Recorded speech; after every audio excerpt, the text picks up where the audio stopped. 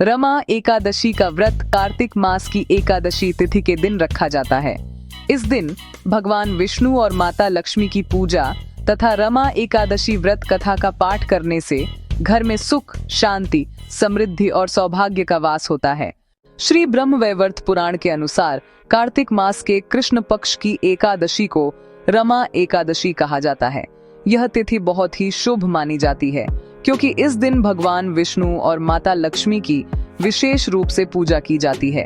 धर्मशास्त्रों में बताया गया है कि रमा एकादशी का व्रत करने से माता लक्ष्मी प्रसन्न होती हैं और उपासक के घर में स्थायी रूप से निवास करती हैं। इससे घर में सुख, शांति, समृद्धि और सौभाग्य की वृद्धि होती है। जो व्यक्ति इस व्रत को श्रद्धा और नियम पूर्वक करता है उसे पापों से मुक्ति और अंत में मोक्ष की प्राप्ति होती है। एक दिन धर्मराज युधिष्ठिर ने श्री कृष्ण से पूछा, हे भगवान, कृपया मुझे कार्तिक मास के कृष्ण पक्ष की एकादशी की कथा सुनाइए। इस एकादशी का नाम क्या है और इसे करने से क्या फल प्राप्त होता है?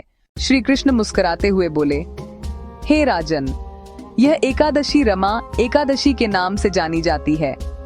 जो भी भक्त इस व्रत को करता है उसके सभी पाप नष्ट हो जाते हैं और उसे अपार पुण्य की प्राप्ति होती है। अब मैं तुम्हें इस एकादशी की पौराणिक कथा सुनाता हूँ। ध्यान पूर्वक सुनो। बहुत समय पहले मुचुकुंद नामक एक महान राजा राज्य करते थे।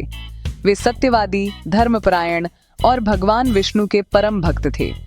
उनके मित्रों में इंद्र, वरुण, कुबेर और विभीषण जैसे देवता शामिल थे। उनकी एक सुंदर और गुणवान पुत्री थी जिसका नाम चंद्रभागा था। जब वह बड़ी हुई तो राजा ने उसका विवाह राजा चंद्रसेन के पुत्र शोभन के साथ कर दिया। एक बार चंद्रभागा अपने ससुराल में थी, तभी कार्तिक मास की एकादशी आई। उसे याद आया कि उसके पिता के राज्य में यह नियम था कि एकादशी के दिन कोई भी व्यक्ति भोजन या जल ग्रहण नहीं करता। यहाँ तक कि जानवरों को भी उस दिन भोजन नहीं दिया जाता था। चंद्रभागा सोचने लगी, मेरे पति शोभन बहुत दुर्बल हैं, वे यह कठोर व्रत कैसे कर पाएंगे?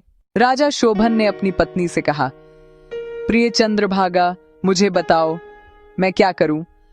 मैं बहुत कमजोर हूं, क्या मैं इस व्रत को निभा पाऊंगा?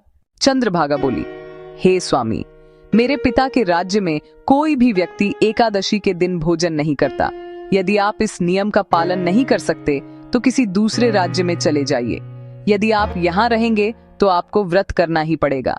शोभन ने उत्तर दिया, तुम्हारी बात सही है प्रिय, लेकिन मैं इस व्रत को अवश्य करूंगा। मेरे भाग्य में जो लिखा है वही होगा। शोभन ने श्रद्धा से एकादशी का व्रत रखा। जैसे जैसे दिन बीता वह और अधिक कमजोर होता गया। जब रात आई और जागरण का समय हुआ तब उसकी स्थिति और भी खराब हो गई। अंततः भोर होने से पहले ही शोभन की मृत्यु हो गई। उसके शरीर का अंतिम संस्कार विधि पूर्वक कर दिया गया। चंद्रभागा ने पति के साथ सती न होकर अपने पिता के घर लौटने का निर्णय लिया। रमा एकादशी के व्रत के प्रभाव से शोभन को अगले जन्म में मंदराचल पर्वत पर एक दिव्य और सुंदर नगर प्राप्त हुआ। वह नगर सोने चांदी से बना हुआ था, जहां सब प्रकार के सुख सुविधाएं थीं और कोई शत्रु नहीं था। शोभन वहां राजा बनकर निवास करने लगा, परंतु उसका राज्य अध्रुव यानी अस्थायी था। कुछ समय बाद मुचुकुंद के राज्य का एक ब्राह्मण सोम शर्मा तीर्थ यात्रा के लिए निकला। घूमते घूमते वह मंदराचल पर्वत पहुंचा, जहां उसने वह अद्भुत नगर देखा। नगर के वैभव को देखकर वह आश्चर्यचकित हो गया। जब उसने वहां के राजा को देखा तो पहचान लिया कि यह तो उसके राजा का दामाद शोभन है। ब्राह्मण ने शोभन से जाकर कहा, राजन, मैं आपके ससुर मुचुकुंद के राज्य से आया हूँ। वहाँ सब कुशल हैं। आपकी पत्नी चंद्रभागा भी कुशल से हैं। शोभन ने प्रसन्न होकर कहा, हे ब्राह्मण, मेरे ससुर और पत्नी कुशल हैं। ये सुनकर मुझे बहुत अच्छा लगा। तुम बताओ, तुम्हें यह नगर कैसा लगा? ब्राह्मण बोला, राजन, यह नगर अत्यंत सुंदर और अलौकिक है। मुझे आश्चर्य है कि आपको इतना वैभव कैसे प्राप्त हुआ। शोभन ने कहा, हे ब्राह्मण, यह सब रमा एकादशी व्रत के प्रभाव से मिला है। मैंने श्रद्धा से व्रत किया था, जिससे मुझे यह अद्भुत राज्य प्राप्त हुआ, पर यह राज्य स्थायी नहीं है। यदि मेरी पत्नी चंद्रभागा इस व्रत के पुण्य से इसे स्थायी बना दे तो यह सदैव बना रहेगा। ब्राह्मण ने कहा, हे राजन, मैं यह बात चंद्रभागा तक अवश्य पहुंचाऊंगा। जब ब्राह्मण लौटकर चंद्रभागा के पास पहुंचा तो उसने सारा वृतांत सुनाया। चंद्रभागा ने कहा, हे ब्राह्मण, मुझे उस नगर में ले चलो। मैं अपने पति को देखना चाहती हूँ और अपने व्रत के प्रभाव से उस नगर को स्थायी बना दूंगी। ब्राह्मण चंद्रभागा को लेकर मंदराचल पर्वत के समीप वामदेव आर्षि के आश्रम पहुंचा। वहां आर्षि ने उसकी कथा सुनी और मंत्रों से उसका अभिषेक किया। उन मंत्रों और उसके वर्षों के व्रत के प्रभाव से चंद्रभागा ने दिव्य देह धारण कर ली। वह अत्यंत सुंदर और तेजस्वी बन गई।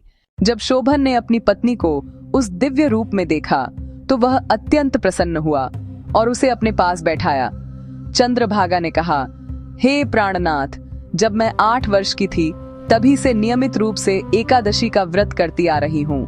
उन व्रतों के प्रभाव से आपका यह नगर अब स्थायी हो जाएगा और कभी नष्ट नहीं होगा। इसके बाद दोनों पति पत्नी दिव्य स्वरूप में उस नगर में रहने लगे और आनंद पूर्वक जीवन व्यतीत करने लगे। हे राजन, यही रमा एकादशी की पवित्र कथा है।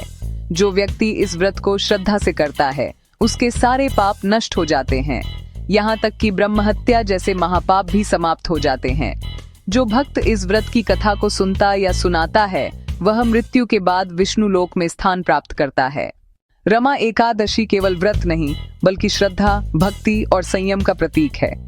ये व्रत मनुष्य के जीवन में पवित्रता लाता है, मन को शुद्ध करता है और जीवन में सुख समृद्धि की वृद्धि करता है।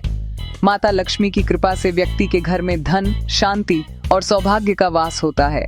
इसलिए प्रत्येक भक्त को इस पवित्र तिथि पर भगवान विष्णु और माता लक्ष्मी की आराधना अवश्य करनी चाहिए।